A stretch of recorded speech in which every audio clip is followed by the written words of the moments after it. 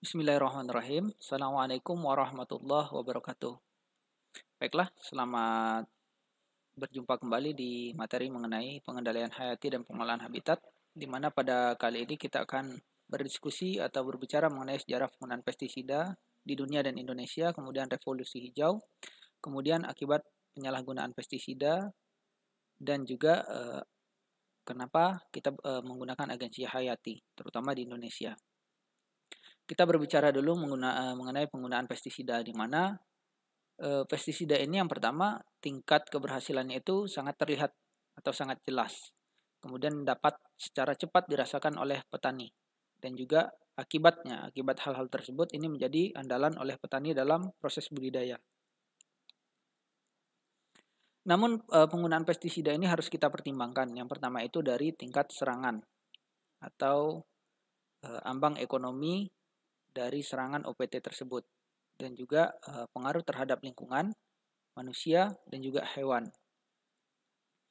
Sehingga dari akibat-akibat yang disebabkan oleh pestisida ini kita harus memiliki pengendalian alternatif. Nah, kita bicara dulu mengenai sejarah pestisida. Nah, pestisida ini sudah digunakan dari tahun 2500-an sebelum Masehi, di mana pada saat itu masyarakat pada era Romawi kuno menggunakan belerang untuk menghalau atau untuk mengendalikan tungau dengan cara dibakar, kemudian asapnya diarahkan ke daerah-daerah yang berkemungkinan besar merupakan lokasi tungau berada, sehingga tungau-tungau pergi dari situ. Kemudian untuk pengendalian gulma, masyarakat Romawi kuno sudah mulai menggunakan garam yang ditambah dengan abu. Kemudian cairan dari garam dan abu tersebut digunakan untuk mengendalikan gulma.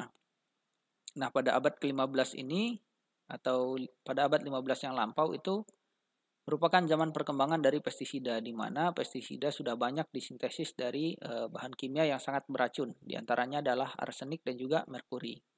Kemudian pada abad ke-17 itu sudah dimulai pembuatan pestisida dari bahan tumbuhan. Kenapa?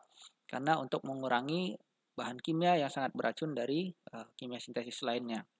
Di antaranya adalah penggunaan nikotin sulfat yang diambil dari tembakau, kemudian piterum yang diambil dari bunga krisantemum, dan juga rotenon, zat yang diambil dari tanaman akar tuba. Kemudian di Indonesia sendiri, pestisida ini mulai berada atau mulai ada di Indonesia pada 1940 atau pada abad 20 dibawa oleh orang-orang dari Eropa.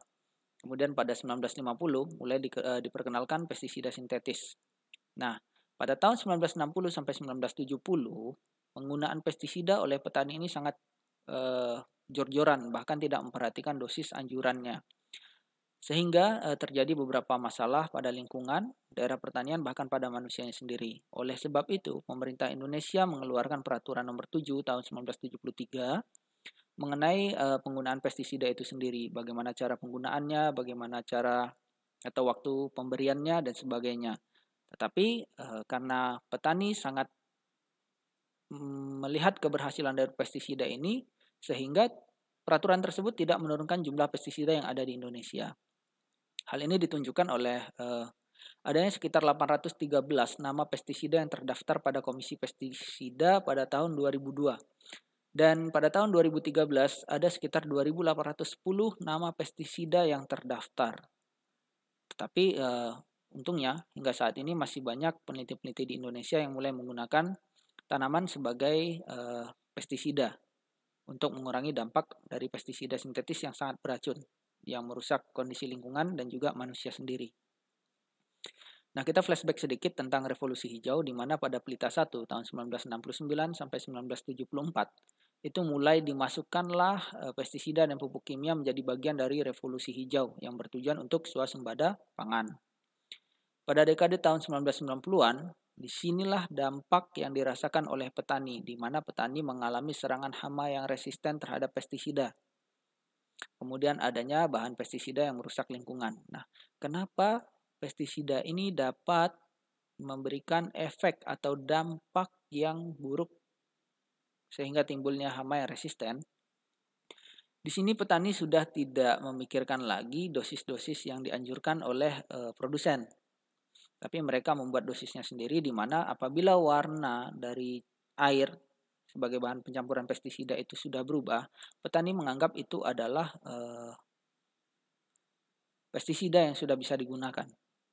Sehingga mereka semprotkan terhadap OPT. Beberapa OPT mengalami kematian, tetapi misalnya 2 dari 10 itu mengalami ketahanan atau dapat kabur dari pestisida tersebut. Yang hasilnya 2 hama yang berhasil lolos dari kematian tadi mengalami perubahan kimia di dalam tubuhnya sehingga mengalami kekebalan terhadap pestisida tersebut dan pada akhirnya diturunkan ke generasi berikutnya. Pada generasi berikutnya itu dapat mengalami kematian lagi mungkin sekitar 50%. Begitu terus, semakin tahan, dan pada akhirnya hama yang dikendalikan menggunakan pestisida tersebut mengalami ketahanan atau resistensi dari penggunaan pestisida tersebut. Nah, akibat penyalahgunaan pestisida ini pada tahun 1960 sampai 1980, beberapa negara di dunia mengalami masalah. Di antaranya akibat penggunaan organoklorin, organofosfat, dan juga piretroid. Nah, ini lebih banyak menyerang hama atau menyerang organisme non-target. Yang akibatnya terjadi resurgensi hama atau ledakan hama, di mana hama sudah tidak memiliki musuh alami lagi, tidak ada yang akan membunuh hama tersebut, tetapi banyaknya makanan bagi mereka, sehingga mereka berkembang sangat pesat, memiliki jumlah populasi yang sangat pesat, dan bermigrasi dari satu daerah ke daerah lain. Nah, ini menyebabkan masalah yang sangat besar bagi negara-negara tersebut. Kemudian dampak pestisida terhadap manusia adalah pada tahun 1976 itu dianalisis bahwa akibat kontaminasi dari pestisida ditemukan adanya penyakit jantung, diabetes, dan kanker atau kanker. Nah, ini disebabkan oleh kontaminasi dari pestisida yang digunakan, baik oleh petani atau bahkan oleh manusia yang berada pada daerah tersebut, dan juga bahkan oleh orang-orang yang mengkonsumsi tanaman yang telah diberikan pestisida.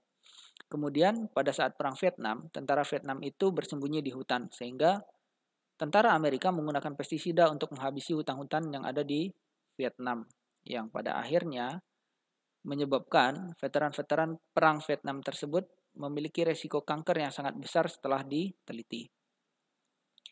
Dampak pestisida terhadap komoditi pangan ini ditunjukkan pada 1996, di mana adanya uji residu. Nah, dari uji residu yang dilakukan, itu terdapat 7 jenis pestisida, diantaranya adalah asefat, clopyrifos, clopyrifos metil, metamidofos, iprodion, prosimidion, dan klorotalonil yang ada pada komoditi pangan tersebut. Kemudian terdapat 2 kelompok pestisida, di antara adalah benomil dan manep, atau yang biasa disebut dengan ditiokarbamat pada komoditas pangan tersebut. Nah, setiap pestisida dan kelompok pestisida ini memiliki 5,2% residu dari sampel yang ditemukan dari sampel yang diuji. Kemudian dari beberapa pestisida tersebut diketahui bahwa 0,31%-nya itu memiliki residu yang lebih tinggi daripada batas maksimum yang seharusnya ada pada komoditas pangan tersebut. Ini menyebabkan gangguan-gangguan pada lingkungan dan juga manusia yang mengkonsumsi bahan pangan yang terimbas dari pestisida yang digunakan.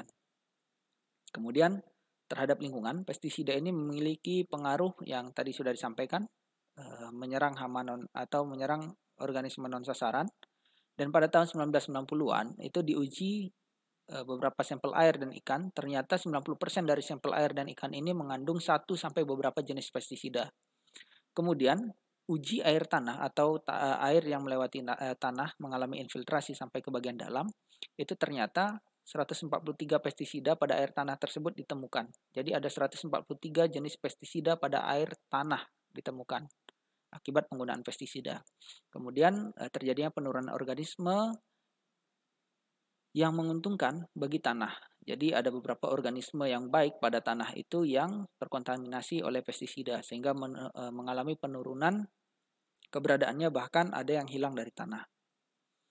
Nah, oleh sebab inilah maka mulai peneliti menggunakan agensi hayati untuk pengendalian OPT. Bahkan di Indonesia sendiri diturunkan dalam keputusan Kementerian Pertanian nomor 411 tahun 1995.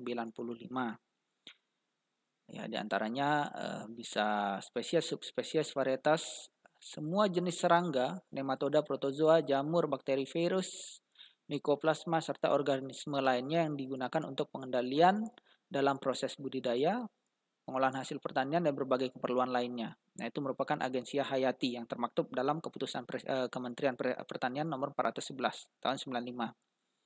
Nah, kemarin berdasarkan cara kerjanya sudah kita bagi menjadi predator, parasit atau parasitoid, dan juga patogen.